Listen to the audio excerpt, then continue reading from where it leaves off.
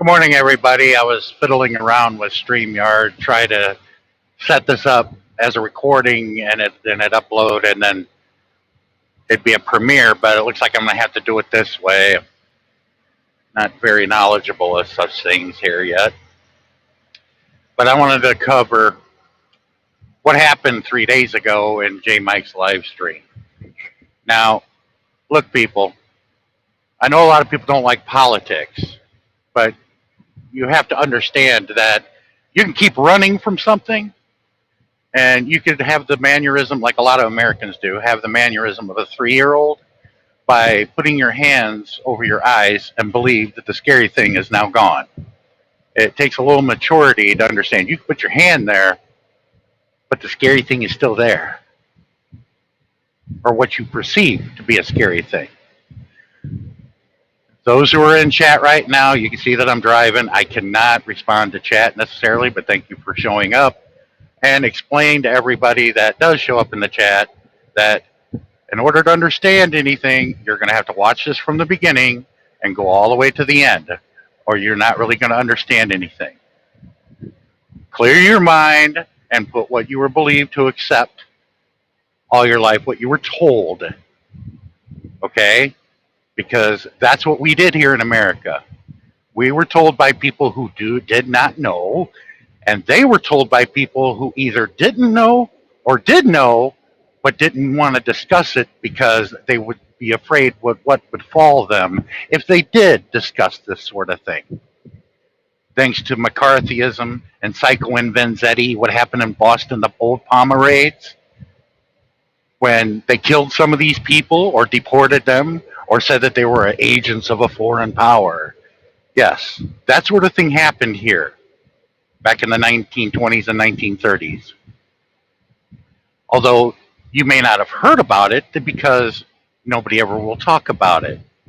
There's a lot in American history that people will not talk about, and they do not know.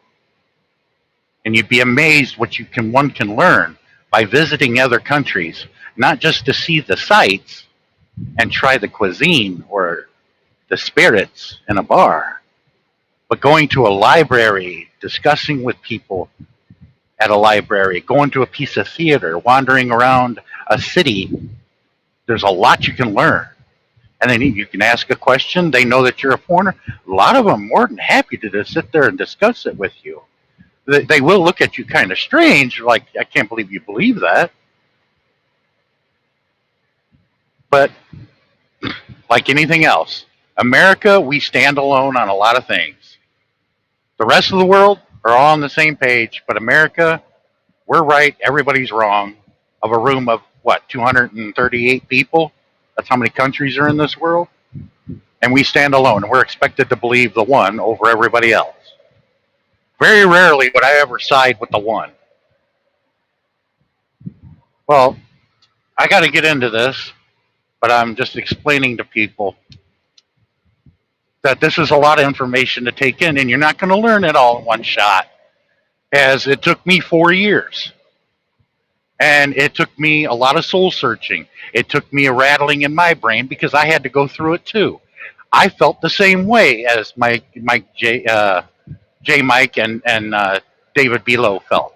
I was the same way. You need to realize that we were all told the same thing. We were all taught the same thing. Our textbooks and our school are written by people who celebrate it and love our current economic system, which is failing right now. You weren't allowed to discuss or learn about something else, an alternative that could have been better, but we weren't even allowed to do the analysis of it. But I got to tell you, there's a difference between an economic system and a governmental system. They're not the same. But we were told to believe that capitalism meant liberty, equality, and fraternity, just like the French did in 1789 during their revolution. But I can tell you through analysis that Capitalism was wonderful bringing in the French Revolution was wonderful for bringing in capitalism, but capitalism, it turned out, was not the vehicle or the means to bring people liberty, equality, and fraternity. And I'll explain to you a little bit later why that is. And when you do your own analysis in the brain, you'll be like, maybe he's right. And this isn't my work. This isn't nothing new. This is old.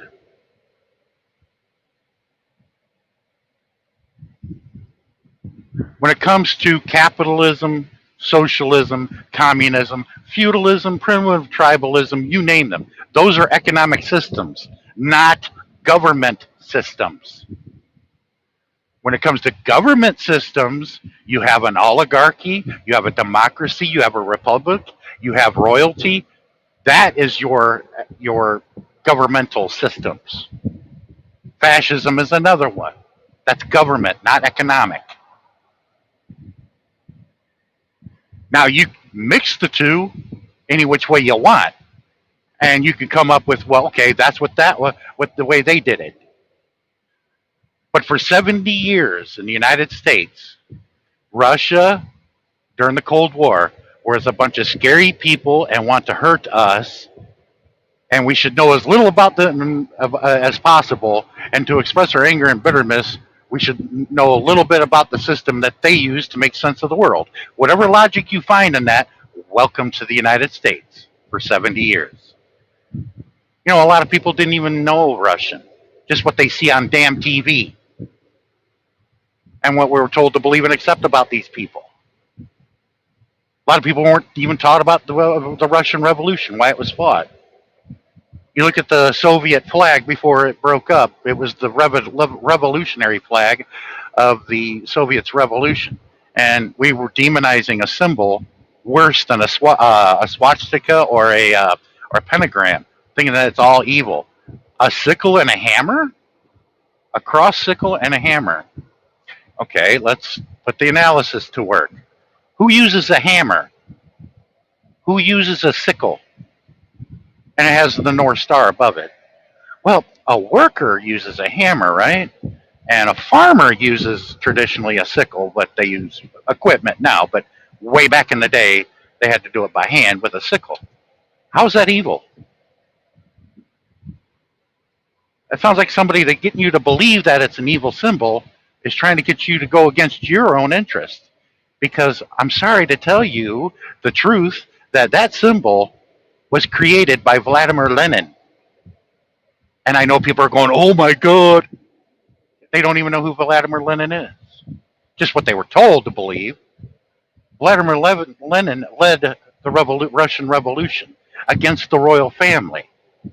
And that symbol was about Russian workers and farmers of the world unite. Not just the Russians, but of the world unite. What's wrong with that? How is that evil? Farmers and workers getting together? What makes that so evil and so scary? Oh, it's evil and scary if you're a rich capitalist, yes. Because they find out that their power dwindles to nothing. And that they're going to have to get off their lazy butt and actually get their hands dirty and work for the money that is handed to them. Now, let's talk about economic systems here for a minute. Let's talk about capitalism. Now, you can think whatever you want, but you go and talk to an economics professor, they'll tell you the same thing. Capitalism, what is it? Employer, employee. Who are the capitalists? Your employers. Because you live in America does not make you a capitalist. You can think that you are, but you must understand you're not. If you don't have employees working underneath you, you are not a capitalist. Now, you could have a mom and pop business. You know, you may be capitalist, but you're not big time. Okay? Capitalism, you got employer, employee. Feudalism, you got lords and serfs. In slavery, you got master and a slave. Okay? Slavery, the slaves did all the work and produced the surplus, which the masters got. And they built those beautiful mansions down here in Louisiana and Mississippi. You can still see them to this day because the masters decided what they wanted to do with the surplus. Now, didn't they? Lords and serfs.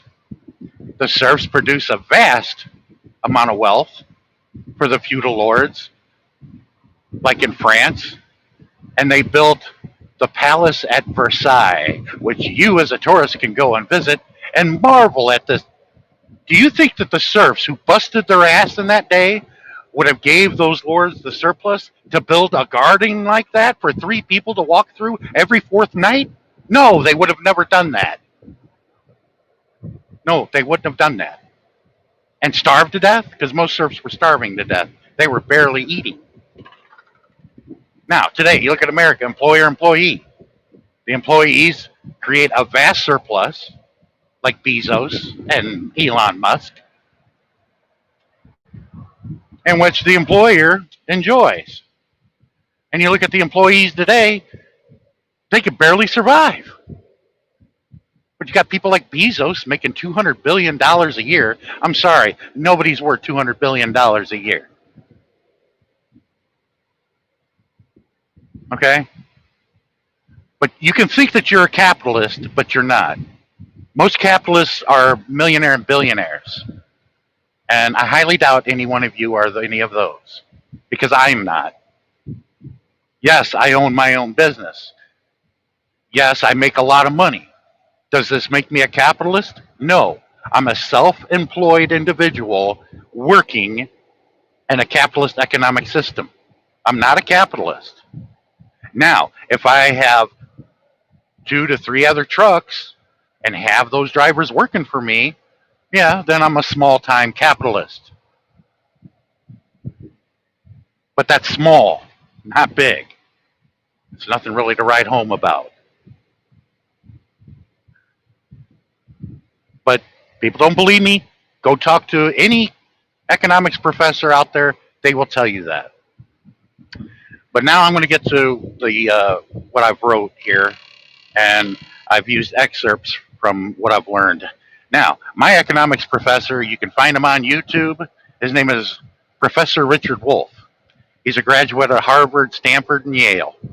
He's the poster boy of elite education. He'll tell you that. And he's taught economics for 50 years. Now, wouldn't you think that this gentleman knows his craft? Now, his father was French. His mother was German. They immigrated here, but he was born here in Youngstown, Ohio. So he grew up speaking French and German. And in his education, he learned Latin and Greek. Now, you're talking about a very smart individual, okay? This guy is not dumb. He won't comment on things he does not know, but economics and history, he does know. Another person I have yet to meet that I want to meet really bad is another economics professor. He was the finance minister of Greece. His name is Yanis Varoufakis. You can look him up on YT also. Those two individuals, even though I learned more from Richard Wolff than I did for Yanis, but Yanis has got a lot to teach you because of what happened in the EU with Greece and everything else. You'll learn a lot. You'll learn that, well, you weren't told about that over here in America through the news because they don't want you to know that, and you'd be shocked. But don't shoot the messenger, because I'm telling you, we weren't necessarily lied to growing up in our educational system here in America. No, it's just knowledge was kept from us for a few generations, and it disappears. But now it's reemerging. This has been suppressed for 70 years, only here in America, though, not for the rest of the world. But I'm going to get into this, what I've written down here. I've written a lot of things I want to cover with you guys. But this is going to be in many parts. I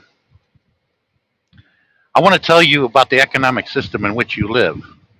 Like any object of people trying to figure things out, there have been differences from the very beginning. I don't want to bore you by taking you back to any economics class you may have had in high school or college. if your experience was like mine, this is a memory you would not like to bring back. Because I got to tell you guys, what I learned from Richard Wolff was not taught in any economics course in college or in high school.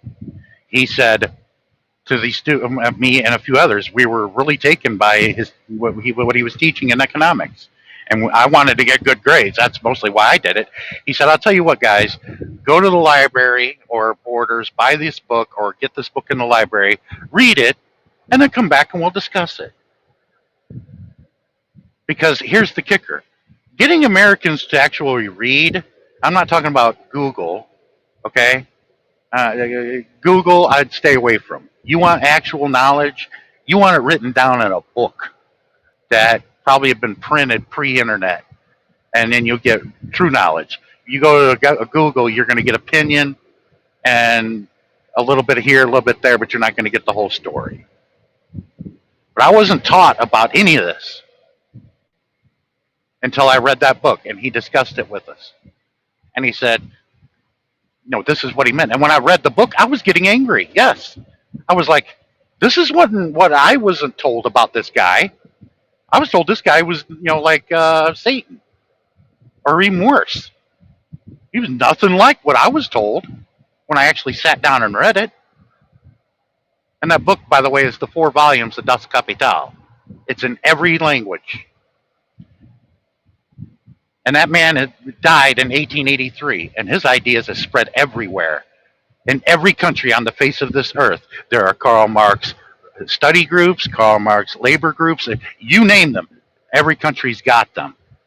And you want to talk about global movements. Now, let me remind you, he died 140 years ago. That's not a whole lot of time in human history. When it comes to global movements, it's like, whoa, there was something in this that excited people. Maybe that ought to get your attention, because it moved faster than Christianity did. It moved faster than any global movement ever to spread that fast. Now, let me get back into this. But if some of the economics that I've been discussing here is still in your mind, you may recall people like Adam Smith, David Ricardo, Karl Marx, John Stuart Mill, and John Maynard Keynes, and many other names you may have heard. They all tried to analyze the economy, but they all ended up doing it in radically different ways. And I mean really different. They didn't understand the mechanisms that made it work. They didn't understand the same way it was going, that it's been a field characterized by fundamental differences, as big as the difference is the Earth going around the sun, or the other way around, or many other examples that I can give. And that's never changed. Economics has been what philosophers call an agonistic field, a place where different ways of understanding the economy contest with one another, fight it out. Some people win, some people lose, and those losers come back later and win. Let me give you an example that you may know about. Because the Great Depression of the 1930s, the confidence of the capitalist system being able to solve its problems collapsed, just like in 2020. From 1929 to 1941, the U.S. had unemployment rates hovering around 25 to 30%. That's about like what we have here now, if you count it all together. Try to imagine that. The output of goods and services shrank from what it was the year before, like we do now. Not surprising that people lived in a capitalist system, wanted work like that, raised lots of questions. And there were those who believed, oh, it's just a temporary problem, nothing to worry about.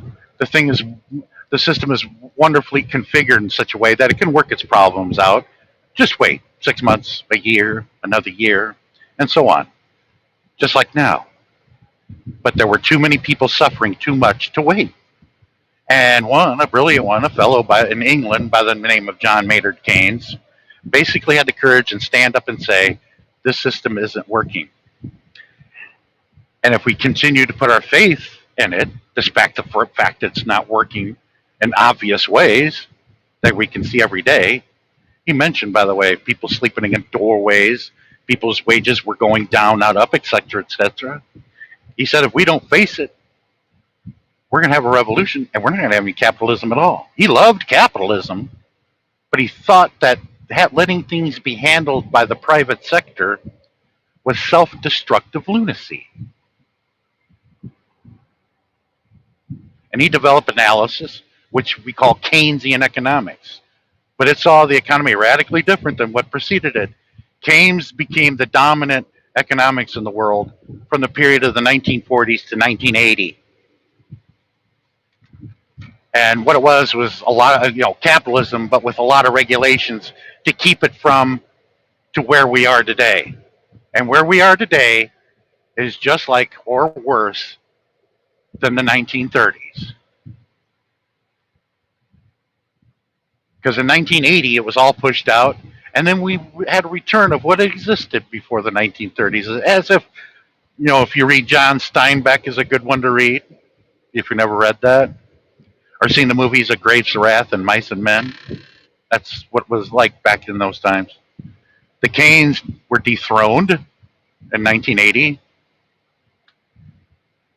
And we started looking at the economy in a different way. That was the time of Reagan and Thatcher. The private economy, which had been excoriated for failing in the Great Depression, was suddenly rehabilitated and made the end-all that would solve everything.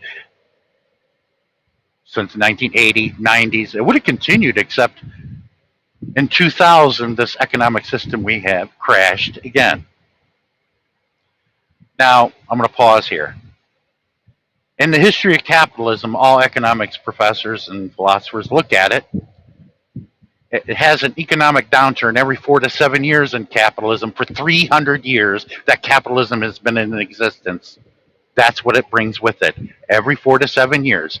We've been 22 years in this capitalist system, 22 years in this new century, and we've had 3 collapses of capitalism.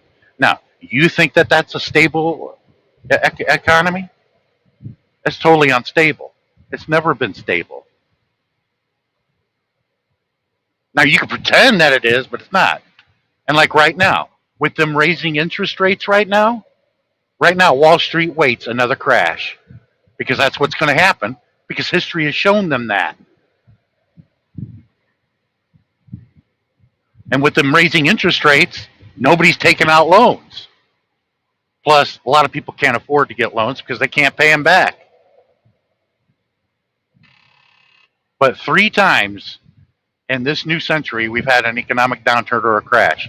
In 2000, it was the dot-com. They give it names now since this century started, to give it something to blame on. Instead of blaming the economic system itself, they give it a name to have some scapegoat to blame it on. Like the dot-com crash in 2008, it was the subprime mortgage loan. Well, there was a lot more to 2008 than the subprime mortgage. They didn't tell you that because that was just a small piece. The majority of the part of 2008 we never recovered from, because that was the roosters, the hens coming to roost. For 30 years, people were keeping up with the American dream by borrowing instead of their income going up. And a day will come that you don't have enough wealth to service the debt. And that's what caused 2008. Everybody could not afford to pay their debts to keep up with the American dream. And then now we're stuck now. We never recovered from 2008. Now, you heard in the news that we did. We never did. Because millions of people were put out of their homes. Our government bails out AIG, and they hand out all those bonuses and everything. $800 billion bailout. But, those are corporations. Oh, that's okay. But when the small American that is being put out of their house and thrown out on the street, oh, we can't save those people.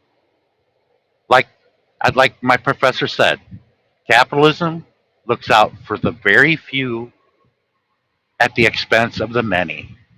And that's why when you approach somebody like the Pope, Michael Moore, no relation.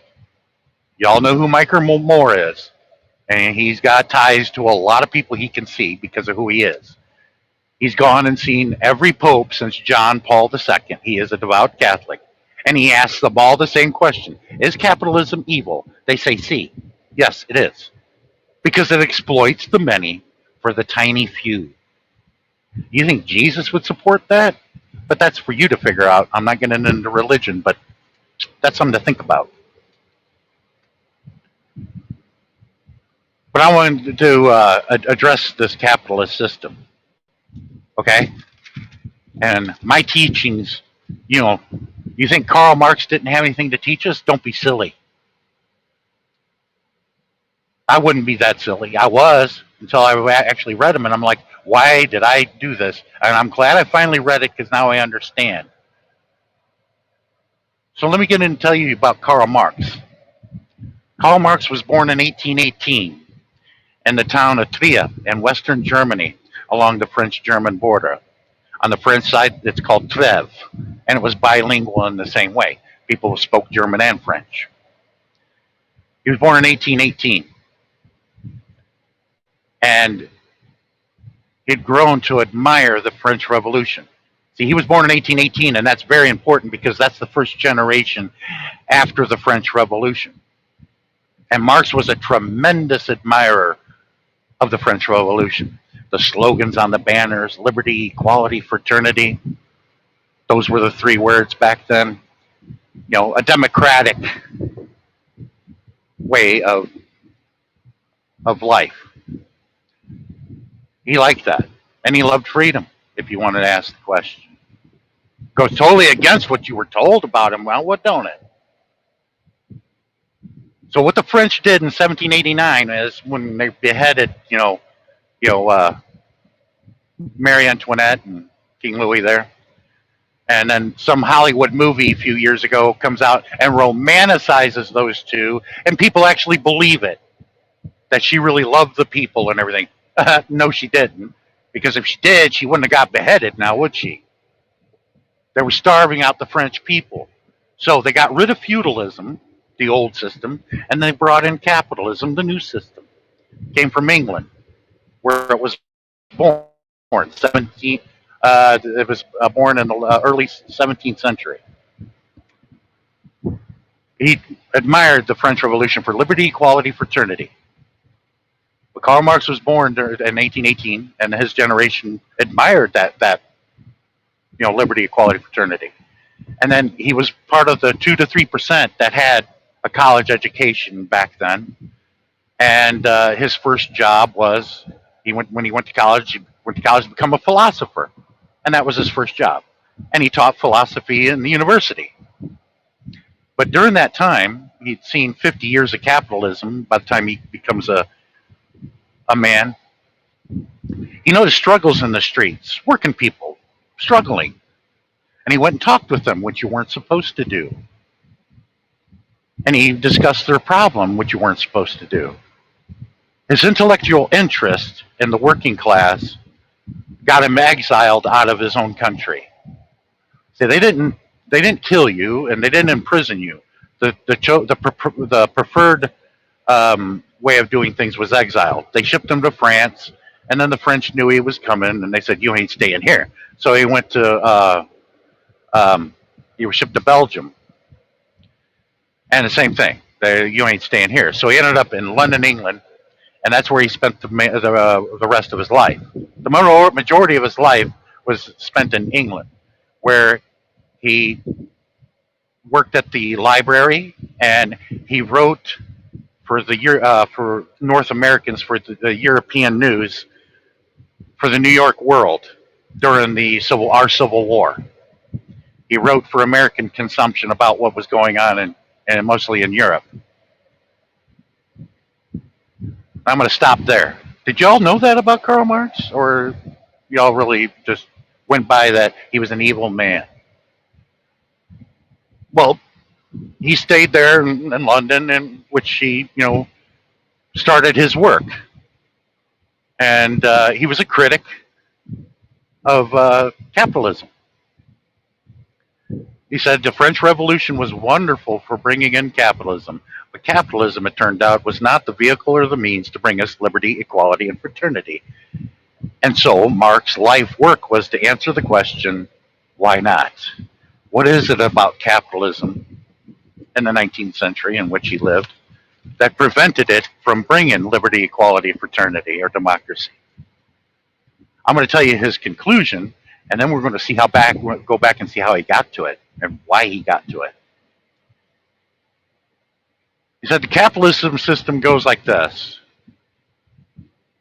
The key levels of power are in the hands of the people that run what we call the corporation, the capitalist corporations. Let's give a few examples, like Walmart, Amazon. They have hundreds of thousands of workers. Okay? That's who I wanted to focus on. Like GM, some of your big modern capitalist corporations. They have all the key levels of power, and they buy off all our politicians.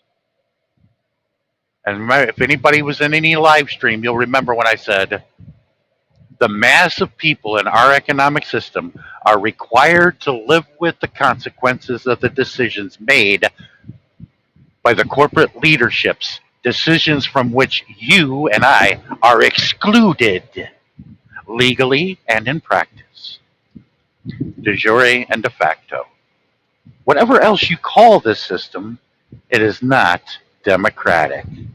And here's why. Look at Detroit, Camden, New Jersey, Cleveland, Ohio, Youngstown, Ohio, Baltimore, Maryland. Almost every city in America is becoming like Detroit. And how did Detroit end up like that? 40 people, and at its height in the 70s, because I remember it, because I had relatives that lived around that area.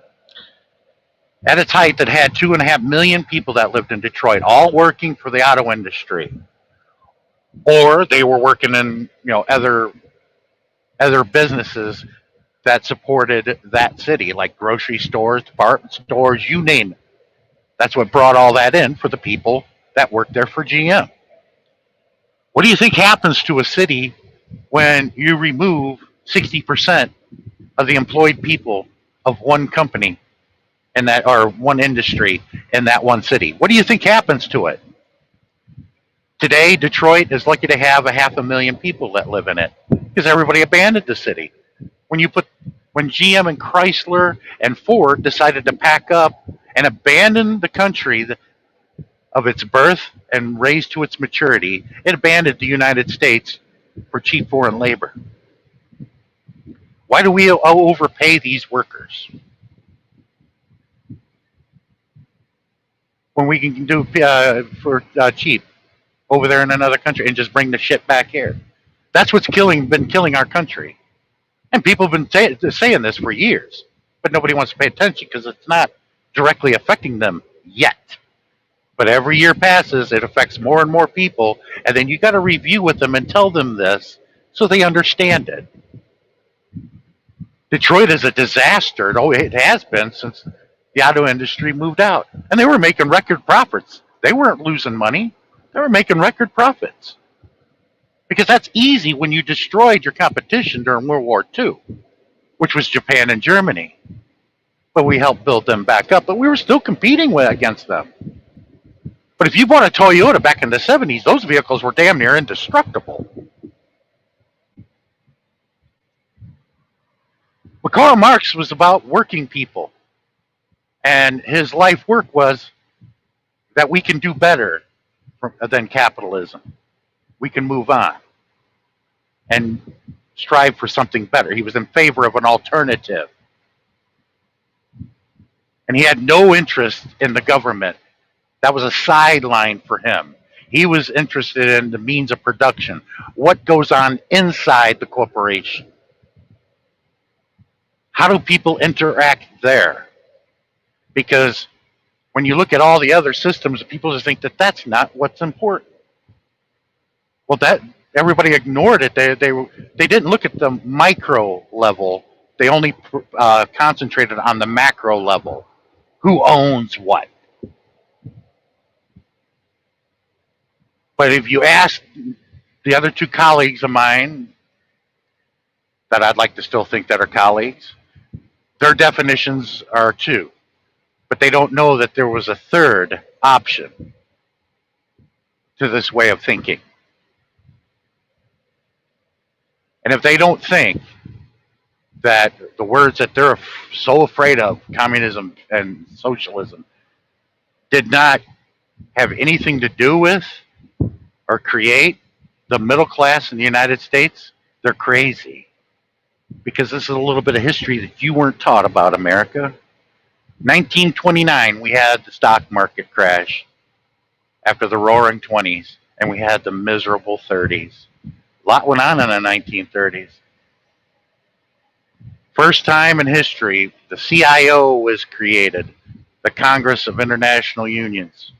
Went around and unionized a lot of workers. Today it's now known as the AFL-CIO.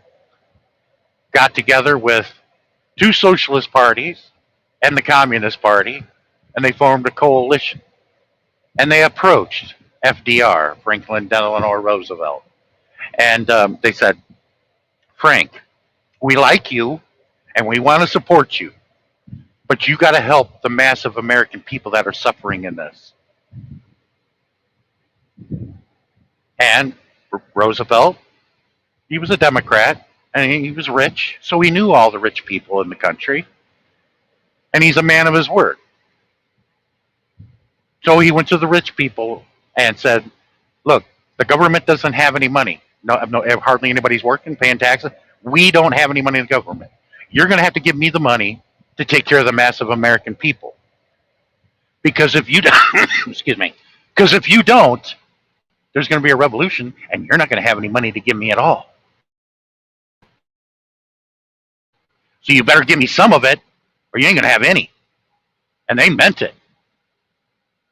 Because they had an idea of what they could do because of the Russian Revolution in 1917. They had a good idea of what could have been done.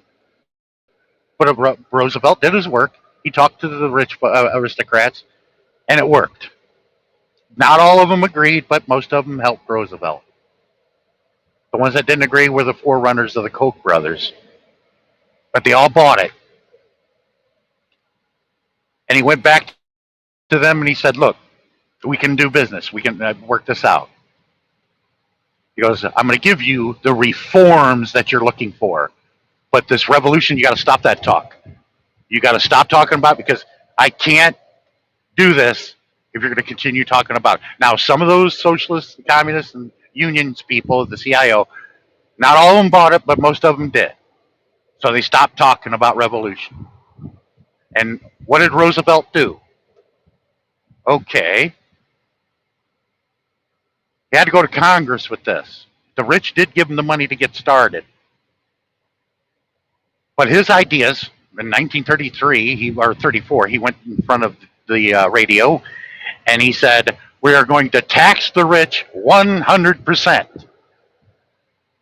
Now the Republicans went crazy over that, and they got with the Democrats in Congress and they worked it out, and they said, okay, how about this?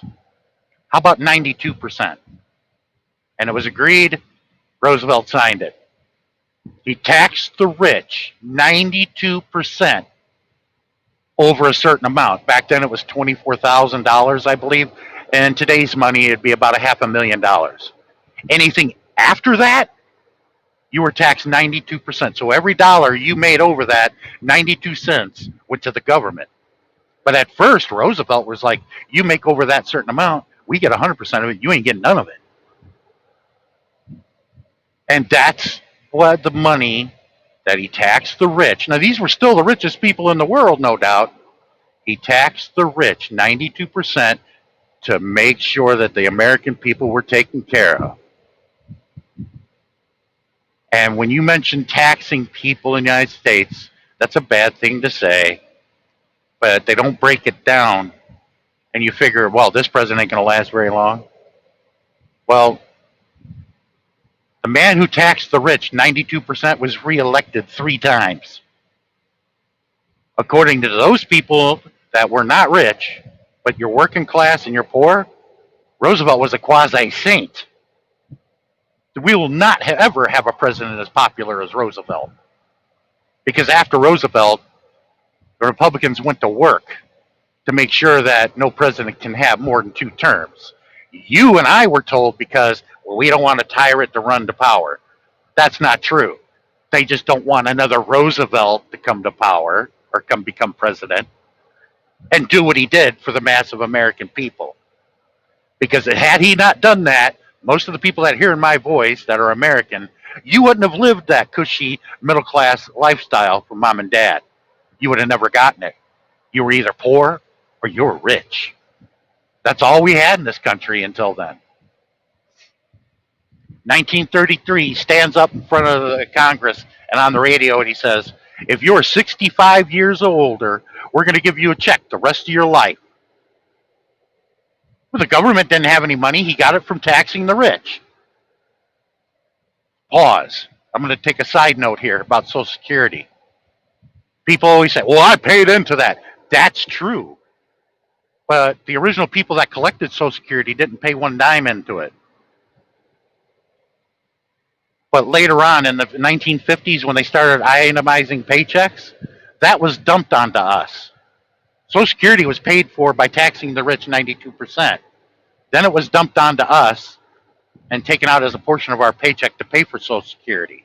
But I can prove to you that no American is liable for its payment. Only the citizens of the possessions. That's a side note. Now back to what I was talking about before. Not only did he create Social Security, he created a minimum wage. And he made it nice and high. And then he created unemployment insurance. All just within a couple of years, he did all this. And between 1933 and 1941, he filled 14 million government jobs because he went in front of the radio and the American people and said, if the private sector will not hire you, I have no other alternative but to hire you. And the government filled that many jobs.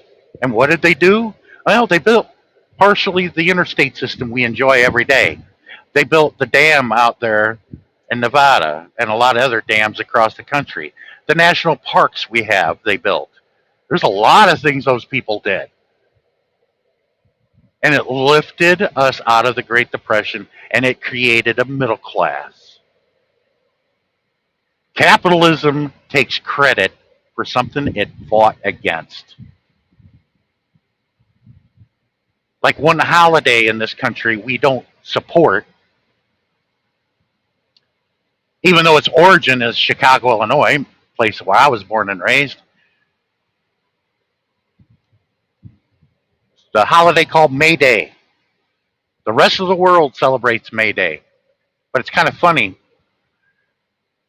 that the whole world celebrates a holiday which origin is the United States, which is the only country that don't celebrate it. It's kind of a double irony, isn't it? Because of the Cold War and the fear of communism and socialism, we moved May Day to Labor Day. I mean, this is childish shit. But we live in it.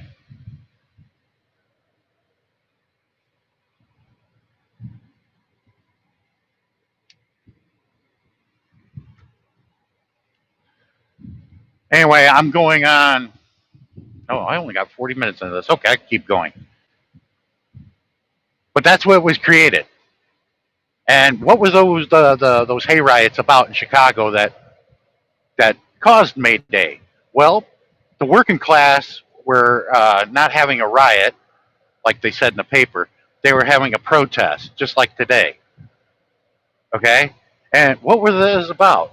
It was about ending child labor that the capitalists love so much. That was mentioned not too long ago by a couple of senators by allowing children to into the workforce again. I mean, wouldn't you find that odious? I do. Children should not be working. They should be going to school, like I was raised.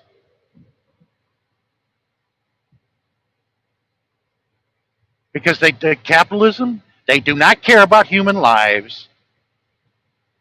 It shows its ugly head. It puts profit over human lives any day. Because why did we fall flat on our ass when it came to protecting us from a virus? We had the most deaths and the most cases than any other country. Why? Because it wasn't profitable. You can come up to your conclusions all you want, but we had a problem getting masks. We had a problem. The medical staff had a problem with beds, ventilators, masks, gowns, all of it. My sister was wearing a trash bag as a nurse because they were out of all that stuff and they weren't getting restocked. But let me remind some of the people, especially my two colleagues that are probably not here. You can run from it, but it's not going to go anywhere. You can self-censor all you want, but the answers to all your questions are right here. Because I'm telling you, I'm sorry. It's not my fault, and it's not the people who taught us. It's not their fault either, because they probably didn't even know. But all this that has happened in human history, for the most part, is all economical. It's to make sure that the rich stay on top and stay where they are, and the mass of people stay as minions and work the rest of their lives into an early grave and have that dream that one day maybe I'm going to be well to do. Well, I'm sorry to tell you, it's not going to happen. Unless you win this upcoming Power Mega Millions, it's not going to happen for you. Unless you were born into money. And this separation between the working class people and the poor of this world, that's awful. That's done on purpose. That's called divide and conquer. I'm not here to hurt anybody or to pass bullshit information that would hurt anybody. Why would I do that? Why would I waste my time in all these live streams and helping people if I was going to do something that was going to hurt them? In the past year, I've grown to admire a lot of people that I've come here to admire on YT, that I can call my friends.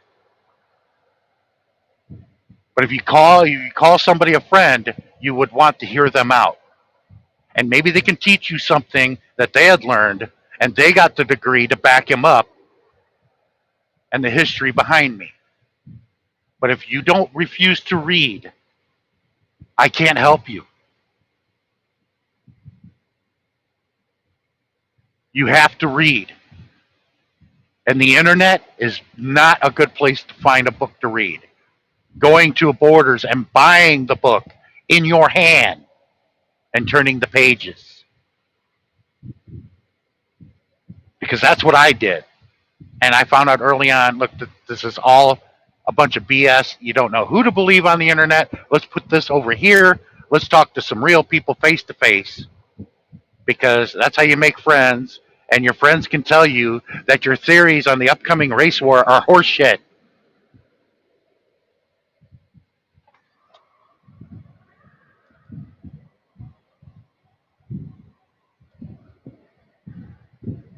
This is all economical.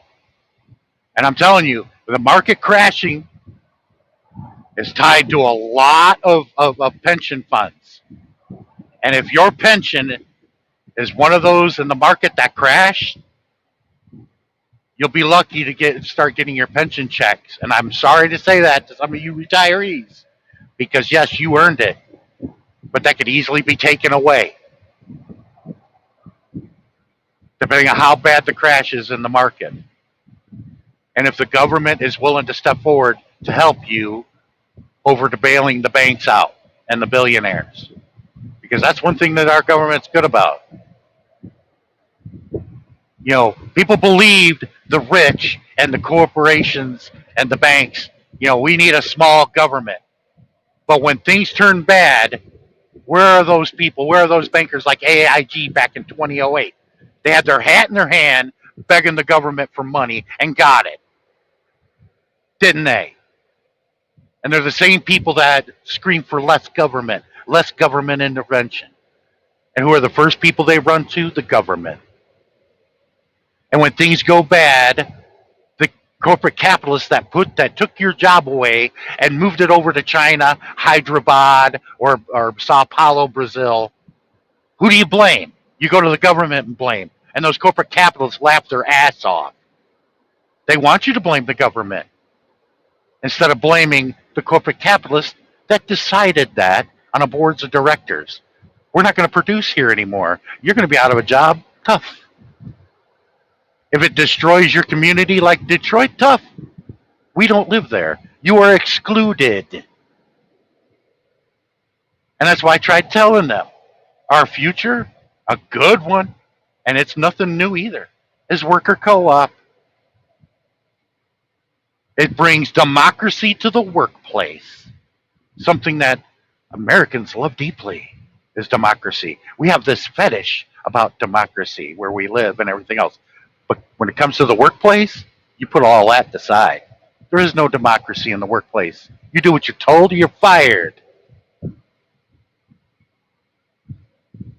when it comes to deciding what happens to the company, if it moves overseas, shuts its doors, and destroys the community, destroys all them jobs, they don't care. They ain't got to pay that cost. We do.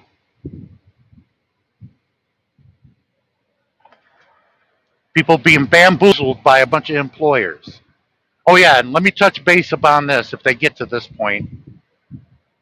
You know, the employer takes a risk. I love this part because I bury him every time. You know, the employer takes a risk. Yeah, he puts up the money and whatever, but he doesn't put all of it up. He's still rich.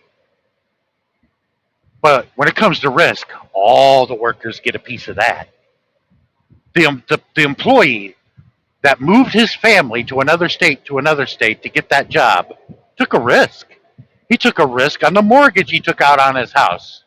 He took a risk every day because he don't know if he needs to show up tomorrow or not, that the job would be there, that the job would be bearable, that the job would be safe, that the job would pay enough. Took a risk. He took a risk every day. Because if he loses his job, he's lost. You're not, because you're rich. You have a lot to hold on to fall back on. The employee, he has nothing to fall back on. When that employee loses his job, that's just the start. He starts losing the house, not being able to feed his family. They all get a piece of that of risk. So don't tell me about risk. Everybody gets a piece of that.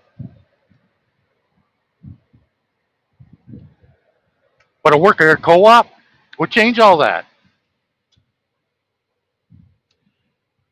And one of them started in 1956 with a priest and 6 of his parishioners in that town of Mondragon, Spain, just south of the Pyrenees Mountains.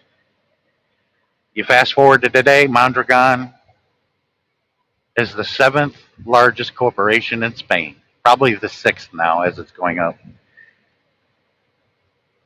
It has 200 to 300 companies that it has. It's a conglomerate. Mondragon, the last time I looked, it was a town of just over 2,800 people when it started. This was a poor part of Spain. And they made it work. They developed a university called the Mondragon University that would teach anybody who was willing to learn about worker co-ops. This is a well-developed system. And it spread out there, and there are 5 bakeries out in the Bay Area, in San Francisco and Oakland, called the Arizmendi Bakeries. They named them after the priest that started all that in Mondragon, Spain, in honor of him, of that priest. The Arizmendi Bakeries, they're worker co-ops. They're in the Bay Area.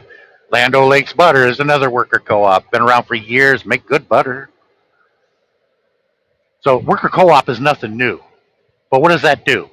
Well, everybody gets an equal vote. What to produce, where to produce, how to produce, and what to do with the profits that all those workers produced. There is no boards of directors at the top that collect millions of dollars while the workers are struggling even to put food on the table. That ain't going to happen in a worker co-op. And here's another rule in a worker co-op. The highest paid worker cannot get 8.5 times more than the lowest paid worker. That's how they solved the problem of inequality. Just gone. But I'm sure you know the corporate capitalists and CEOs over here in America get about 9,000 times more than the lowest paid worker. That's all ridiculous. These CEOs of McDonald's, Walmart, L Brands, all of them, all those CEOs worked out for an hourly wage, make a little over $9,000 an hour. Those who make $9,000 an hour do not want their employees to get $15 an hour. That's why I'll say again, which of you has an ethical, moral, or religious values to such a system? When I said that in J. Mike's live stream, the whole room got quiet because that struck a nerve. Because you can't. If you want to go with the Bible and its teachings of Jesus, you think he would support capitalism? Or would he support socialism? Equality for everybody. That there's not just a tiny minority collecting all the money to where at the bottom the workers are just barely getting enough to survive. So we ask the question, which one would you support? You think Jesus would support a worker co-op over a capitalist enterprise? I don't think so. I think he would support the co-op where people are treated equally. But the problem is people have the mindset, not all, but there are some people that, oh man, I'm better than this person. This person's stupid. Why is he making the same amount of money that this person made? I should make more money than him. I'm smarter. I'm better than him. Look, yes, I got the education behind me, but there's still things I can learn from people who do not have an education. Yes, there are some things that they can teach you, whether it be spiritual or mental. They could still teach you some things, but you're no better than they are. And you don't deserve a bigger slice of the pie than they do. If they're in there getting their hands dirty and working every day, yeah. But not everybody's paid equally in a worker co-op. Like I said, the top wage worker cannot make more than 8.5 times than the lowest paid worker. That's how they ended the inequality. But the thing is, in a worker co-op, when you go and look at Mardi Gras in Spain, there are no poor people there. There are no people starving to death over there. Matter of fact, when you look at their houses, oh my God, it looks middle class or above or better. You look at a lot of neighborhoods here in the United States, you see boarded up houses or some of them burnt out. You're like, man, shit, this looks like parts of Iraq. Go up to Flint, Michigan. If you want to see Iraq, when we were there during the war, go up to Flint, Michigan. You got it right there.